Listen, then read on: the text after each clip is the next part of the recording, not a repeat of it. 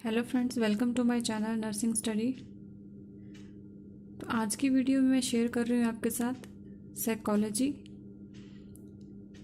और इसमें हम डिस्कस करेंगे definition of psychology, nature of psychology and scope of psychology. तो ये तीनों टॉपिक हैं साइकोलॉजी के यूनिट नंबर 1 में। तो गाइस, काफ़ी व्यूवर्स ने मुझे कमेंट में कहा कि वो जो है सिलेबस स्टार्टिंग से करना चाहते हैं और जल्दी कंप्लीट करना चाहते हैं। तो इसलिए मैंने ये सब्जेक्ट स्टार्ट किया है ताकि आपको ये सब्जेक्ट मैं स्टार्टिंग से करवा सकूं, और मैं पूरी कोशिश कर सकूं कि बाकी सब्जेक्ट के सिलेबस में मैं जल्दी से कंप्लीट करवाऊं। तो आप इसका सिलेबस चेक कर सकते हैं, और साइकोलॉजी का सिलेबस मैंने अपने वीडियो में डाला हुआ है अपने चैनल पर। तो जिन व्यूवर ने वो सिलेबस नहीं देखा है, मैं उसका लिंक डिस्क्रिप्शन बॉक्स में भी डाल दूँगी। आप वहाँ से सिलेबस चेक कर सकते हैं, और उसी के सिलेबस के अकॉर्डिंग ही मैं ये वीडियो बनाऊँगी। तो इसमें टोटल जो है 6 यूनिट्स हैं। तो आज मैं स्टार्ट कर रही हूँ यूनिट नंबर 1। तो इसमें 2 टॉपिक हैं। एक होगा साइकोलॉजी, इसकी definition, nature and scope, and second topic होगा इसका importance of psychology for nurses. तो आज हम इसे कंप्लीट कर लेते हैं। नेक्स्ट यूनिट में मैं आपको importance of psychology for nursing complete करवा दूंगी। तो चलिए शुरू करते हैं। तो सबसे पहले हम पढ़ते हैं इसका इंट्रोडक्शन कि साइकोलॉजी क्या होता है। Every human being behave in a different way. In our day to day conversation we comment that a particular child or an individual behave or act in a different way from the others। तो इसमें क्या बोला गया है कि every human beings, यानी कि हर एक पर्सन, हर एक इंडिविजुअल, हर एक इंसान जो है अलग बिहेव करता है। In our day to day conversation we comment that a particular child. हम हर रोज़ देखते हैं, हम अपने आसपास भी देखते हैं कि हर एक बच्चा, हर एक इंसान, हर एक बड़ा बुज़ुर्ग या फिर एक अडल्ट जो है वो अलग अलग बिहेव करता है। आपने देखा होगा कि बच्चे का बिहेव बिल्कुल ही अलग होता है। वो अपनी एक अलग दुनिया में रहता है, वो खेलने कूदने खाने पीने में मस्त रहता है, उसे बाहरी दुनिया से कुछ लेना देना नहीं होता है। और एक जो मैच्योर पर्सन होता है वो हर तरह की नॉलेज रखता है, उसका बिहेव डिफरेंट होता है। तो कहने का मतलब ये है कि हर पर्सन का बिहेव अलग अलग होता है। उस बिहेव को जांचना ही साइकोलॉजी होती है कि कोई पर्सन जो है कैसे बिहेव कर रहा है। एक बच्चे का बिहेव कैसा है, एक अडल्ट का बिहेव कैसा है, एक ओल्ड पर्सन का बिहेव कैसा है, यानी कि study of behaviour. Next point है इसमें, psychology is a drive from a 2 Greek word psycho and logos. तो साइकोलॉजी किस से बना है? 2 वर्ड से बना है, 2 ग्रीक वर्ड से बना है, यानी कि साइकी एंड लोग्स। साइकी का मीन्स होता है स्पिरिट, यानी कि आपकी आत्मा या एक ह्यूमन माइंड जो है वो होता है। एंड लोग्स मीन्स स्टडी, एक ह्यूमन माइंड की, एक ह्यूमन सोल की स्टडी करना।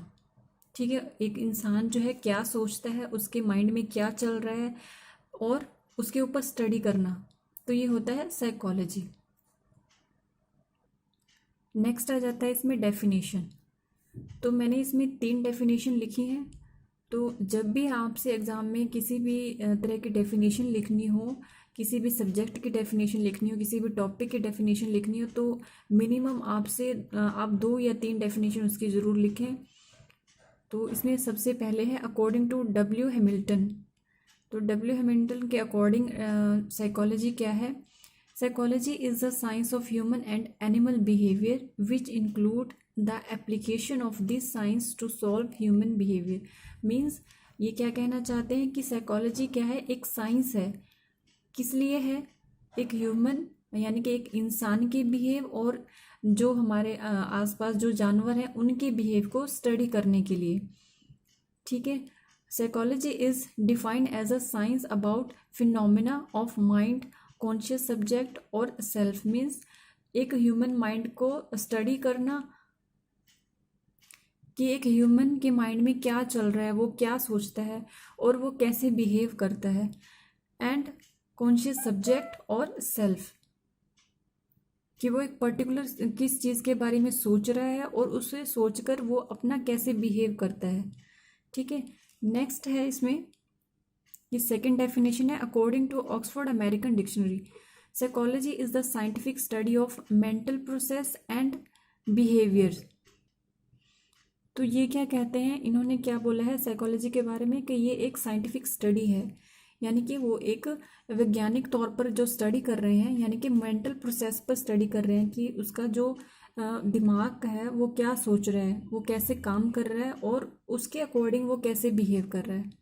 It is the study of mind and how it works. इसमें भी यही बोला गया कि वो माइंड पर स्टडी कर रहे हैं, उसके दिमाग पर, एक ह्यूमन बीइंग के, एक इंसान के दिमाग पर स्टडी कर रहे हैं कि वो क्या सोचता है, किस डायरेक्शन में जाता है और उसको सोचने के बाद उसका बिहेव कैसा होता है, एंड हाउ इट वर्क्स, वो कैसे काम करता है।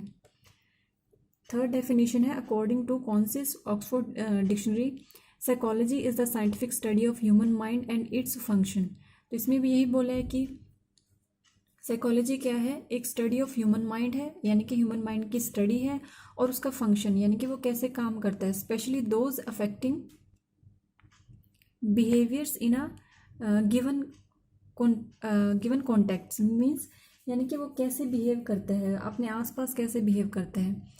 देन आ जाता है इसका scope and area of psychology, यानी कि इसके क्या स्कोप है। सबसे पहले इसका introduction, psychology is a broad and diverse field. तो साइकोलॉजी क्या है, एक broad and diverse, diverse means different, एक अलग तरह की एक स्टडी है। The subject matter of psychology can be grouped into different branches. तो साइकोलॉजीज को क्या है, अलग अलग डिफरेंट ब्रांचेस, यानी कि अलग अलग शाखाओं में उन्होंने यूनिट्स में जो है बांटा हुआ है। For the sake of convenience and specialise study, means जिसको समझने में आसानी हो, यानी कि एक स्पेसिफिक स्टडी उस पर की जा सके। We divide into two broad categories, जो है इन्होंने दो कैटेगरी में इसको बांटा है, pure psychology and applied psychology. तो सबसे पहले इसमें प्योर साइकोलॉजी, प्योर साइकोलॉजी में क्या होता है, it provide the framework and theory.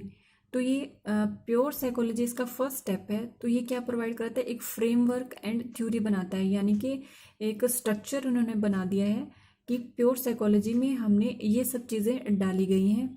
It's content deals with formulation of psychology principle and theory, यानी कि इट्स जो उन्होंने साइकोलॉजी को जो बनाया है उसके अंदर उन्होंने वो कंटेंट डाला है, यानी कि उनको ऐसे इस तरीके से बनाया है जिसमें उन्होंने प्रिंसिपल डाले हैं, थ्योरीज डाली है, यानी कि अभी इसकी स्टडी नहीं हुई है, उन्होंने जस्ट एक फ्रेमवर्क बना दिया है। जैसे हमें सिलेबस मिलता है, आपने देखा होगा कि हमें जो हमारी क्लासेस स्टार्ट होती हैं तो हमें टीचर्स पहले सिलेबस दे देते हैं कि आपको ये सब हमें पढ़ना है, लेकिन हमें उसी टाइम पे तो सब कुछ नहीं पढ़ाया जाता है, हमें एक टॉपिक वाइज ही पढ़ाया जाता है। तो इसी तरह से उन्होंने एक फ्रेमवर्क बना दिया है कि आपको जो है इसके अंदर आपको ये सब चीज़ें मिलेगी, इसमें प्रिंसिपल मिलेगा, थ्योरीज मिलेगी। ठीक है, कि साइकोलॉजी जो है कैसे काम करती है, इस पर कैसे स्टडी हुई है। सेकंड आ जाता है applied psychology. In this the theory generated and discussed through pure psychology find its practical shape. तो प्योर साइकोलॉजी में तो जस्ट एक फ्रेमवर्क बना था, देन अप्लाइड साइकोलॉजी में क्या हुआ, उसके अंदर जो भी डाला गया है, यानी कि जो प्रिंसिपल उन्होंने डाले थे, जो रूल्स डाले थे उसको पढ़ने के लिए, अब अप्लाइड साइकोलॉजी में वो सब हम पढ़ेंगे। जो उन्होंने फ्रेमवर्क बनाया, जो प्रिंसिपल्स डाले, जो थ्योरीज उसके अंदर डाली, अब हम अप्लाइड साइकोलॉजी में उसको स्टडी करेंगे। ठीक है, तो उन्होंने लिखा है in this theory generate discuss theory pure psychology find its practical shape, यानी कि अब हम उसको प्रैक्टिकल शेप देंगे, यानी कि अब हम उसको स्टडी करेंगे। Here we discuss the way and need of application of psychology rules principle theory technique with the references to real and practical situation, यानी कि ये बोला गया है इसमें भी। तो हम कैसे पढ़ेंगे, इसके रूल्स पढ़ेंगे, इसके प्रिंसिपल पढ़ेंगे, थ्योरीज एंड टेक्निक, यानी कि उसको क्या क्या टेक्निक दी गई है इसके अंदर, विद द रेफरेंसेस, यानी कि कुछ एग्जाम्पल लेके, कुछ रियल एग्जाम्पल लेंगे, कुछ प्रैक्टिकल एग्जाम्पल लेके उसको हम स्टडी करेंगे। नेक्स्ट आ जाता है ब्रांचेस ऑफ प्योर साइकोलॉजी। जैसे कि उन्होंने इंट्रोडक्शन स्कोप के इंट्रोडक्शन में लिखा था कि इन्होंने जो है ब्रांचेस में डिवाइड कर दिया है। तो इन्होंने पहले हमें दो ब्रांचेस बताई थी कि प्योर एंड अप्लाइड ब्रांचेस थी। अब प्योर को भी आगे इन्होंने ब्रांचेस में डिवाइड किए हैं, ठीक है। उसमें कौन कौन सी ब्रांचेस आती है? सबसे पहले आता है जर्नल साइकोलॉजी। इसमें क्या होगा? It is relatedly a large area or field of psychology which deals with the fundamental rules, principle and theory of psychology in relation to study of behavior of normal adult human beings। तो general psychology में क्या होगा कि ये क्या है, एक बहुत ही लार्ज एरिया, यानी कि एक बहुत ही बड़ा एरिया है, यानी कि इसके अंदर बहुत सारी चीज़ें आ जाती हैं। तो इसमें क्या होगा? फंडामेंटल रूल्स हो गए कि एक नॉर्मल पर्सन के जो है फंडामेंटल रूल्स, यानी कि नॉर्मली एक पर्सन कैसे बिहेव करता है, उसके प्रिंसिपल्स क्या हैं, उसकी थ्योरी क्या है, और उस पर स्टडी किया जाएगा। यानी कि एक नॉर्मल पर्सन या एक नॉर्मल अडल्ट या एक नॉर्मल बच्चा जो है वो कैसे बिहेव करेगा, यानी कि जर्नल चीज़ें हमने इसमें डिस्कस करेंगे, ठीक है। देन आ जाता है इसका abnormal psychology. It is the study of abnormal behaviour psychopathology. This यानी कि एबनॉर्मल से, जैसे आप वर्ड से समझ ही रहे होंगे कि एबनॉर्मल, हम जो हैं, हम नॉर्मल पर्सन हैं, मैं आपको कुछ बता रही हूँ, आप समझ रहे हैं, तो ये क्या हो रहा है? सब नॉर्मल ही हो रहा है। अगर मैं कुछ आपको बता रही हूँ, आपको कुछ समझ ही नहीं आ रहा है, पता नहीं, आपको लगता है कि ये पता नहीं क्या बोल रही हैं, हमें नहीं समझ में आ रहा है, या फिर आप उसको कुछ और तरीके से समझें, या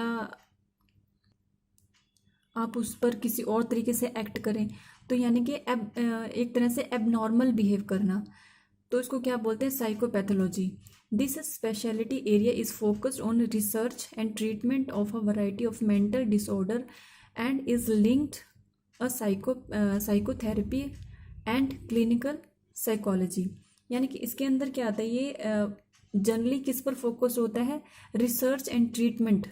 किसके ऊपर? जो मेंटली इल होते हैं पर्सन, यानी कि जिनकी मेंटल कंडीशन, जो जिनकी मानसिकता, या फिर आप कह लीजिए कि मानसिक तौर पर जो पर्सन ठीक नहीं होते हैं, जिनका नॉर्मल बिहेव नहीं होता है, तो उन पर रिसर्च की जाती है कि उनकी साइकोलॉजी क्या है, एक मेंटल पर्सन क्या सोचता है, क्या उसके माइंड में क्या चल रहा है, और सोचने के बाद वो कैसे बिहेव करता है, ठीक है। जनरल साइकोलॉजी में हमने पढ़ा था कि नॉर्मल पर्सन कैसे करता है, कैसे बिहेव करता है। देन अब नॉर्मल में आ जाता है कि एक मेंटल पर्सन जो है, जिसका मानसिकता ठीक नहीं है, जिसके मेंटल लेवल ठीक नहीं है, वो क्या सोचता है और वो कैसे बिहेव करता है। देन आ जाता है हमारा social psychology. It is a discipline that use scientific method to study social influences, social perception and social interaction. तो इसमें आ जाता है हमारा सोशल साइकोलॉजी होता है, यानी कि सोशल, जो हम आपस में मिलते हैं, हम अपने फ्रेंड से मिलते हैं, हम अपने रिलेटिव से मिलते हैं, तो ये क्या है? एक सोशल कॉन्टैक्ट है हमारा, सोशल रिलेशनशिप है। तो इसमें यही बताया गया है कि हम जो है सोशली कैसे बिहेव करते हैं, ठीक है। हम अपने रिलेटिव से मिलते हैं तो हम कैसे बिहेव करते हैं, हम अपने पड़ोसियों से मिलते हैं तो हम कैसे बिहेव करते हैं, ठीक है। नेक्स्ट आ जाता है experimental psychology. It describe and explain the way of mean of carrying out psychology experiments, following scientific method in control or laboratory situation for the study of mental process and behavior। तो experimental psychology means जैसे कि नाम ही है experimental, यानी कि कुछ experiment करना, कुछ ऐसा रिसर्च करनी, कुछ खोज करना, यानी कि वो कुछ चीज़ों पर रिसर्च कर रहे हैं, यानी कि वो लैब में बैठ कर के उस मेंटल प्रोसेस पर रिसर्च कर रहे हैं, ठीक है। नेक्स्ट आ जाता है parapsychology. It deals with extra sensory perception cases,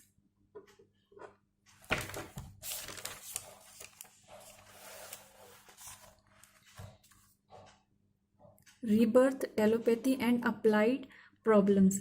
तो इसमें क्या आता है? पैरासाइकोलॉजी में क्या होता है कि जैसे आपने देखा होगा रीबर्थ यानी कि पुनर्जन्म होता है, टेलोपैथी होता है, जैसे हिप्नोटाइज करते हैं, हिप्नोटाइज करके उसकी इन्फॉर्मेशन जानने की कोशिश करते हैं,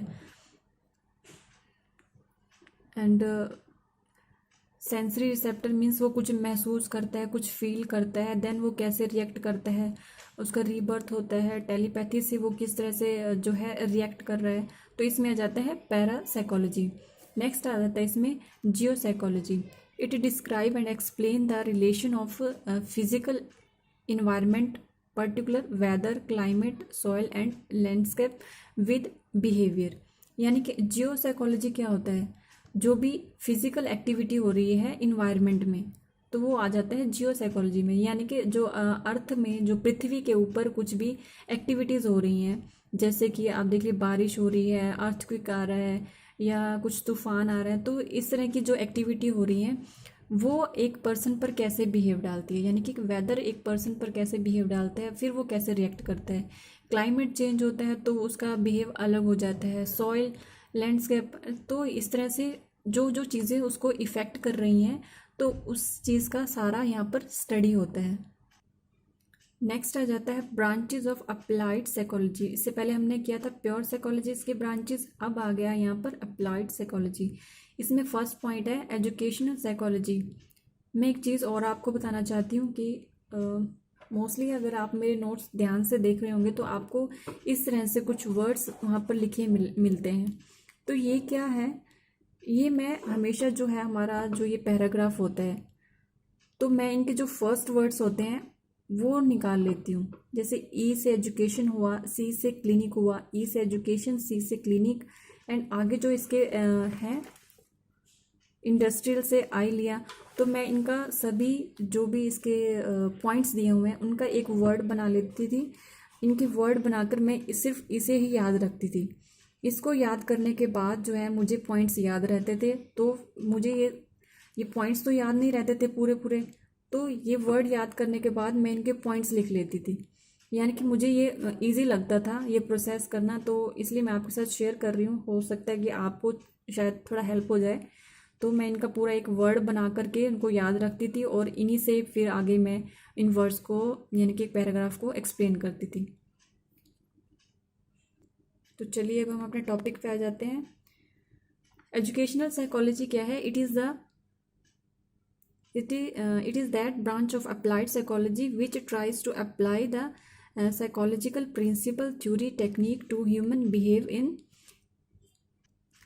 education। मीन्स जो वो इंसान जो है, एक पर्सन जो है वो आपने स्टडी भी कर रहा है, पढ़ाई से रिलेटेड भी है, हर अलग तरह के वो सब्जेक्ट पढ़ता है, बहुत सारी नॉलेज इकट्ठी करता है। तो नॉलेज इकट्ठी करने के बाद और एक जिसके पास कोई नॉलेज नहीं है, जो कभी स्कूल नहीं गया है, जो कभी पढ़ा नहीं है, उसके बिहेव में और उस दूसरे पर्सन के बिहेव में क्या डिफरेंसेस आ रहे हैं, यानी कि एजुकेशन लेवल पर उसका बिहेव कैसा हो रहा है। तो एजुकेशन साइकोलॉजी वही है कि वो जांच रहे हैं कि एक पढ़ा लिखा इंसान और एक अनपढ़ इंसान किस तरह से बिहेव कर रहा है। एक पर्सन को नॉलेज काफ़ी आ गई है तो उसका बिहेव अलग हो जाएगा, और जिस पर्सन को नॉलेज नहीं है वो अपने एक दायरे में सीमित है, तो उसको उसके पास क्या क्या नॉलेज है, वो कैसे बिहेव कर रहा है। तो यहाँ आ जाते हैं एजुकेशनल साइकोलॉजी। नेक्स्ट आ जाता है हमारा clinical psychology. It is focus on the assessment, diagnose and treatment of mental disorder. तो इसमें क्या आ जाता है क्लिनिकल में, यानी कि एक फिजिकली तौर पर जो, यानी कि जब उसका कोई पेशेंट को जो है कोई प्रॉब्लम हो जाती है, कुछ कोई डिजीज़ हो जाती है, तो उसमें क्या होता है, उसकी असेसमेंट होती है, डायग्नोस होती है, देन उसका ट्रीटमेंट होता है। तो उस पर जो है उसका फिजिकली जो, जब वो बीमार हुआ है पर्सन, देन उस टाइम पर वो क्या बिहेव कर रहा है, ठीक है। It explain because of the mental illness और abnormal behaviour of the patient attending to the clinic और हॉस्पिटल एंड सजेस्ट इंडिविजुअल और group theory for the treatment and effective adjustment. तो ये क्या कहना चाह रहा है कि एक पर्सन जो है, कि एक मेंटल पर्सन, एक मेंटल डिसऑर्डर पर्सन को, एक पर्सन है वो दिमागी तौर पर ठीक नहीं है, उसका असेसमेंट किया गया, उसका डायग्नोस किया गया, फिर उसका ट्रीटमेंट किया गया, ठीक है।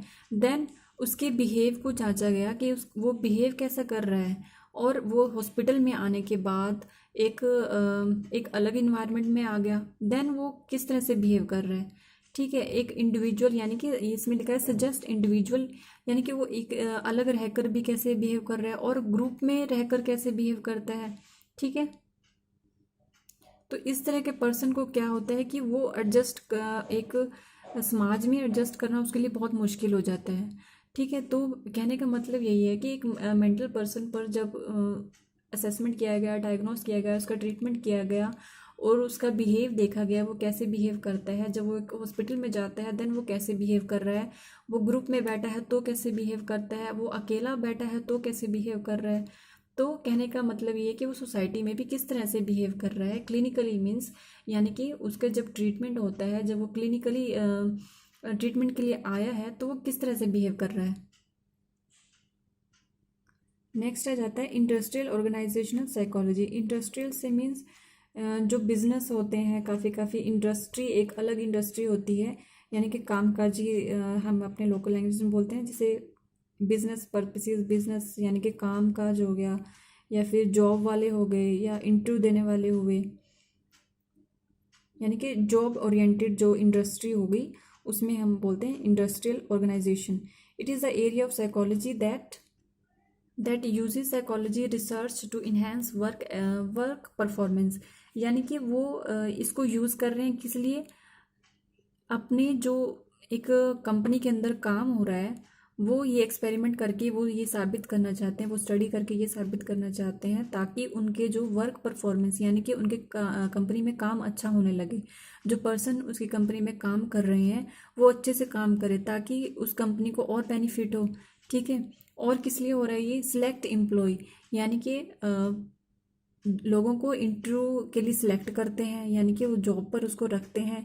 इम्प्रूव प्रोडक्ट डिज़ाइन, यानी कि जो भी वो प्रोडक्ट कर रहे हैं, जो कंपनी में जो उनका मेन काम है उसको भी इम्प्रूव कर सकें। एंड इन्हेंस यूजिबिलिटी, और क्या कर रहे हैं, वो यूजिबिलिटी को भी इन्हेंस कर रहे हैं, यानी कहने का मतलब क्या है कि वो अपने ही कंपनी को प्रमोट, अगर एक पर्सन की साइकोलॉजिकल वो अच्छा होगा, एक अच्छा बिहेव करेगा, अच्छे तरीके से सोचेगा तो उसके कंपनी को बेनिफिट ही होगा। कैसे, उसकी परफॉर्मेंस अच्छी होगी, एक अच्छे एम्प्लॉय को वो अपनी कंपनी में लेके आएगा। ठीक है, देन उसके अगर वो इतना कैपेबल होगा तो वो अपने यानी कि कंपनी के प्रोडक्ट को अच्छे से सेल करेगा, उसको अच्छे से डिज़ाइन करेगा, तो उससे क्या होगा, उसकी यूजिबिलिटी यानी कि उसकी जो काम करने का तरीका है वो बढ़ेगा। It include topic like way and means of knowing and improving the taste and interest of consumer.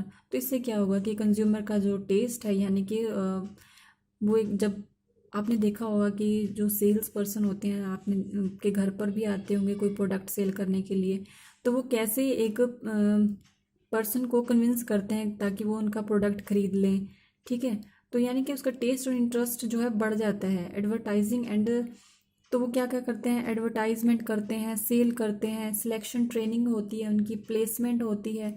तो ये सारा क्या है, इंडस्ट्रियल से रिलेटेड हो जाता है साइकोलॉजी का। नेक्स्ट आ जाता है इसमें लीगल साइकोलॉजी। लीगल मीन्स कानूनी तौर पर।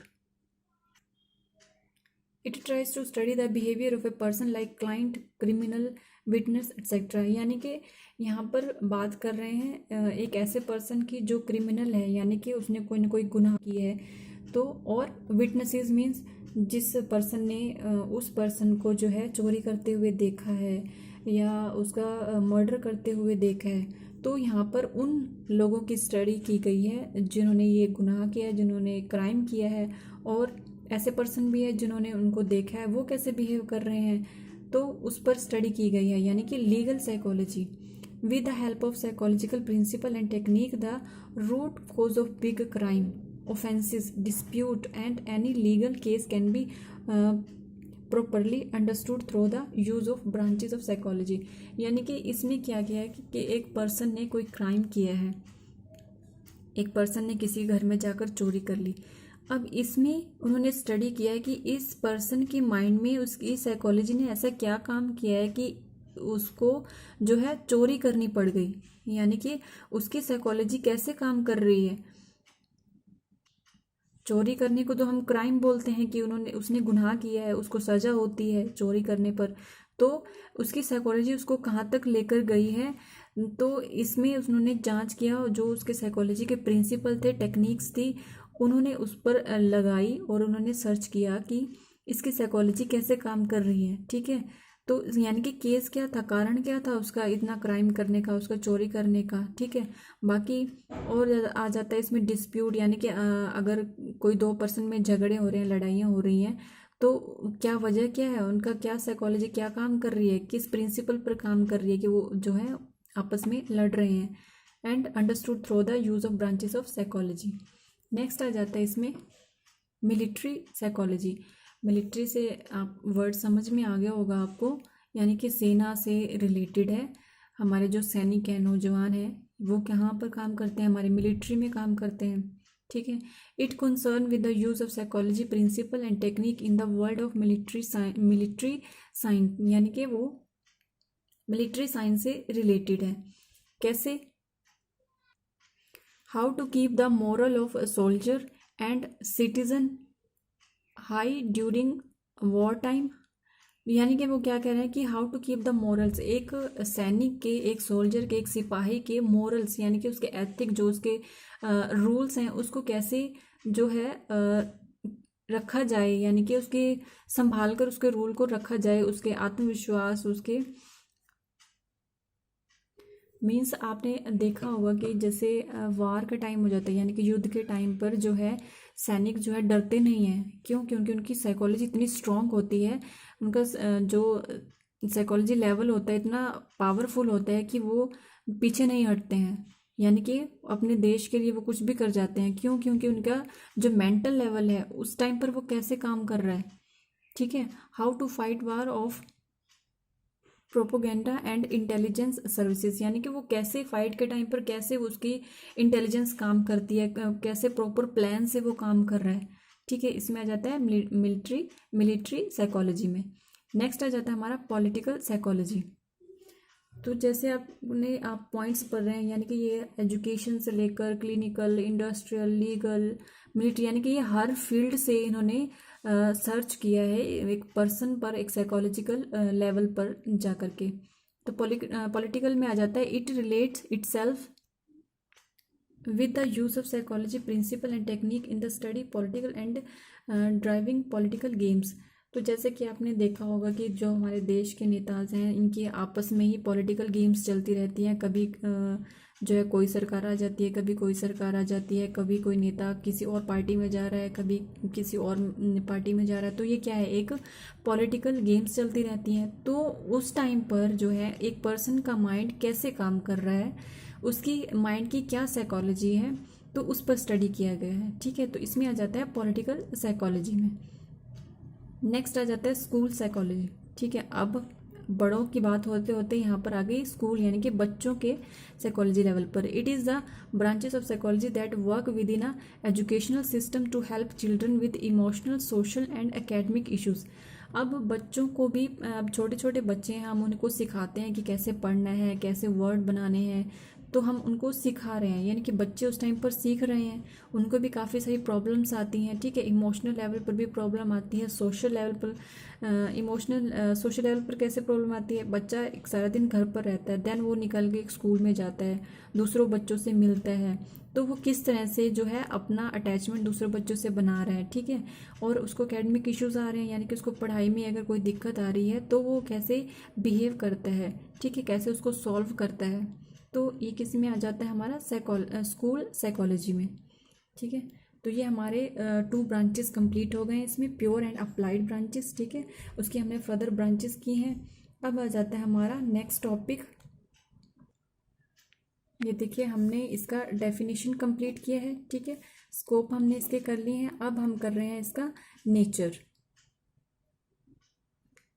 साइकोलॉजी वर्ड इज, तो सबसे पहले इसकी introduction. Psychology word is drive from the Latin word psycho and logo. Psycho means soul and logo means study. तो सबसे पहले इसमें भी इंट्रोडक्शन दी हुई है, ये वही सेम इंट्रोडक्शन है जो पहले हमने डिस्कस किया था, तो इसको हम ज़्यादा डिस्कस नहीं करेंगे। इसमें इंट्रोडक्शन इसलिए डाली गई है, कई बार जो है आपसे क्वेश्चन ये आ सकता है कि नेचर ऑफ साइकोलॉजीज बताइए, ठीक है।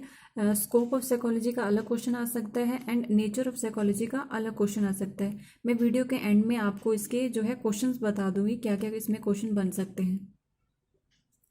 तो इंट्रोडक्शन के बाद हम पढ़ते हैं इसका method use in psychology are scientific in nature, ठीक है। साइकोलॉजी का मेथड क्या है, साइंटिफिक है। This method involve all important elements essential to be scientific like observation, recording, classification, analyzing and verification। यहाँ पर जो है साइकोलॉजी को इन्होंने स्टडी किया है ऑब्जर्व करके, ठीक है, रिकॉर्डिंग करके, ठीक है, क्लासिफिकेशन करके, उसको एनालाइज करके और वेरिफिकेशन करके, यानी कि सारा जांच पड़ताल करके, रिकॉर्ड करके उन्होंने देखा उसको, ठीक है, क्लासिफिकेशन करके उन्होंने देखा। तो यानी कि further test and tools are used for, यानी कि यहाँ पर एक पर्सन है, ठीक है, उसको उन्होंने ऑब्जर्व किया, ठीक है, उसके हाव भाव को उसको देखा, उसको जांचा, देन उसको एक्टिविटीज़ को रिकॉर्ड किया, ठीक है, फिर उसको एनालाइज किया, ठीक, फिर उसके बाद उसकी वेरिफिकेशन हुई कि अच्छा हाँ उसने ये वाले स्टेप किए, उसने ये एक्ट किया, उसने ये एक्शन किया, ठीक है। तो ये सारा आ जाता है हमारा नेचर ऑफ साइकोलॉजी, ठीक है। इसके अंदर भी फर्दर पॉइंट्स है, स्टडी ऑफ फैक्ट, ठीक है, सबसे पहले हमने मेथड किया था, उसके बाद आता है study of fact. Psychology does not deal with metaphysical or imaginary phenomena, but it study fact only. Various theory, laws and principle are based on fact।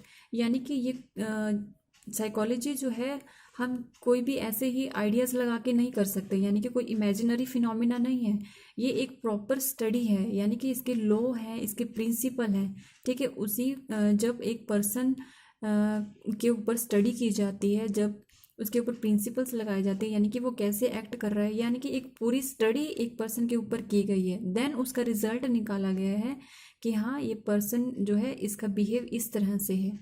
For example intelligence, memory, learning and factual concept, यानी कि एक person हम कैसे उसको जांचते हैं कि वो इंटेलिजेंट है, क्यों, कैसे। एक जो स्टूडेंट है, एक यानी कि एक स्टूडेंट ले लीजिए आप, वो क्लास 5th में है, और वहीं एक और स्टूडेंट है एक क्लास में, यानी कि 2 स्टूडेंट हैं। एक स्टूडेंट ने 99% मार्क्स लिए और एक स्टूडेंट ने लिया 50% मार्क्स। तो क्या हुआ, यानी कि उनका ब्रेन तो सेम ही है ना। तो यहाँ पर बात करें कि उसकी इंटेलिजेंस, यानी कि उसने कैसे जो है स्टडी की, कैसे हर चीज़ों को ग्रास्प किया, कैसे उस चीज़ को समझा। तो ये क्या है, यानी कि ये ऐसी तो नहीं है ना, इमेजिनरी तरीके से तो नहीं किया ना उसने अपना इंटेलिजेंस ही यूज़ किया है। तो यानी कि उसका इंटेलिजेंस लेवल चेक किया गया, उसकी memory, learning and factual concept लिया गया है। देन आ जाता है universality. Theory and principle formed after conducting studies are not applicable only to the particular person at a particular place और टाइम ओनली। तो ये जो इन्होंने थ्योरीज बनाई, प्रिंसिपल्स बनाए हैं, ये किसी एक पर्सन के लिए नहीं बनाए गए हैं। यूनिवर्सलिटी मीन्स पूरे वर्ल्ड पर लगी है ये थ्योरी, ठीक है। जब भी किसी पर्सन के ऊपर साइकोलॉजिकल टेस्ट होते हैं तो ये हर जगह, अगर वो दुनिया में किसी भी कोने पर चले जाएंगे तो उस पर यही प्रिंसिपल एंड थ्योरी के टेस्ट होंगे। यानी कि ये किसी एक पर्सन के लिए नहीं है, ये किसी एक प्लेस के लिए नहीं है, या किसी एक टाइम के लिए नहीं है, ठीक है। These are applicable to the whole population at every place every time, यानी कि वही बात यहाँ पर बोल रहे हैं कि ये हर पर्सन के लिए हर जगह पर है और किसी भी टाइम पर जो है हो सकता है। नेक्स्ट आ जाता है इसमें validity and reliability. Theory and principles referring to a particular psychological function are having a high degree of validity and reliability. यानी कि आप कुछ भी अंदाज़ा इसमें नहीं लगा सकते, इसमें कोई जैसे हम बोलते हैं ना कि कोई तुक्का नहीं लगा सकते हैं। हर चीज़ की एक मान्यता होती है, वैलिडेशन होती है, मान्यता होती है, रिलेबिलिटी होता है, यानी कि एक सच्चाई के दौर से वो निकलता है। हर चीज़ को यानी कि जांचा जाता है, देन वो जब कंप्लीट हो जाता है प्रोसेस, यानी कि हाँ वेरीफाई हो जाता है, देन उसको आगे डिवाइड किया जाता है, यानी कि आगे प्रोसेस उस पर जो है किया जाता है। तो इसमें यही बोला गया है कि particular function having a high degree, यानी कि वो हाई लेवल पर किया जाता है, ठीक है। कुछ भी ऐसे भी नहीं रिजल्ट निकाला जाता। नेक्स्ट पॉइंट आ जाता है इसमें verification. If there is any doubt about any experiment, study of psychology, it can be verify. अगर इतना सारा एक्सपेरिमेंट होने के बाद, हर चीज़ पे स्टडी होने के बाद, फिर भी अगर किसी पर्सन को डाउट होता है कि नहीं ये साइकोलॉजी सही नहीं है, इसके प्रिंसिपल सही नहीं है, इसकी थ्योरी जो यूज़ की गई है वो सही नहीं है, तो क्या होता है कि वो पूरा प्रोसेस जो है वो फिर से किया जाता है, यानी कि उसको फिर से वेरीफाई किया जाता है। Experimental can be repeated by any other person. जो भी उसने एक पर्सन ने, एक साइंटिस्ट ने किसी पर्सन पर एक्सपेरिमेंट किया है, ठीक है, और उसके बाद कोई और साइंटिस्ट आकर के ये बोल देता है कि इसने जो एक पर्सन के ऊपर साइकोलॉजी की है वो सही नहीं है, यानी कि वो गलत है, तो क्या होगा, वो खुद भी उसके ऊपर जो है फिर से टेस्ट कर सकता है। साइकोलॉजिकल उसके टेस्ट हो सकते हैं, जो भी वो प्रिंसिपल या थ्योरी जो लगाना चाहता है वो लगा सकता है, ठीक है। Study are described with experimental condition in which it was conducted and any person can verify under the same condition. यानी कि उसके ऊपर भी जो भी वो एक्सपेरिमेंट करता है, जिस साइंटिस्ट ने उसके ऊपर एक्सपेरिमेंट किया उसने भी अंडर रूल किया, यानी कि उसके ऊपर भी कुछ रूल लगे थे कि आपने इस रूल के अंतर्गत इसके ऊपर एक्सपेरिमेंट करने हैं। तो जो दूसरा साइंटिस्ट उसके ऊपर एक्सपेरिमेंट करेगा तो वो भी उन रूल के अंडर रहकर ही वो एक्सपेरिमेंट करेगा। वो अपने रूल नहीं लगा सकता, कुछ नया एक्सपेरिमेंट नहीं कर सकता उसमें। वो एक्सपेरिमेंट वही करेगा जो पहले वाले ने किए हैं, ठीक है। तो इसमें लास्ट पॉइंट है ये predictability. Theory and principle can be predict behaviour of a person. Predictability क्या होती है, यानी कि कोई अंदाजा लगाना या अनुमान लगाना।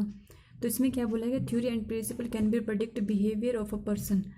तो थ्योरी जो उसके एक पर्सन के ऊपर जो थ्योरी लगाई गई है वो क्या है, यानी कि प्रेडिक्ट की गई है, यानी कि एक अंदाजा या अनुमान लगाया गया एक पर्सन पर। For example, if it is obtain that the person is having the high IQ level, then chance of success in education can be predict for future. कैसे, जैसे कि एक बच्चा जो है, जैसे मैंने पहले भी इसका एग्जांपल दिया आपको, एक 5th क्लास में बच्चा है, उसने 99% मार्क्स लिए हैं एग्ज़ाम में। तो हम क्या उसका अंदाज़ा लगाते हैं कि हाँ ये बच्चा तो बहुत इंटेलिजेंट है, ये तो बहुत आगे जाएगा। मीन्स आगे जाएगा क्या मतलब, उसका फ्यूचर यानी कि सिक्योर है, वो कुछ ना कुछ अच्छा करेगा, यानी कि वो स्टडी में अच्छा है। तो हमने यहाँ पे क्या किया, प्रेडिक्ट किया, यानी कि अनुमान लगाया, अंदाज़ा लगाया, ठीक है। तो हम किसी पर्सन का इस तरह से उसके IQ लेवल या उसके बिहेवियर पर जो है अंदाज़ा लगा सकते हैं, प्रेडिक्ट कर सकते हैं, ठीक है। गाइस, आज की वीडियो में बस इतना ही। वीडियो काफ़ी लेंथी हो गई है। तो नेक्स्ट पार्ट में मैं आपको इसके importance of psychology for nurses के बारे में आपको बता दूंगी। तो thank you for watching guys. तो अगर आपको ये वीडियो अच्छे से समझ आई होगी तो मुझे कमेंट करके ज़रूर बताइएगा। Thank you for watching guys.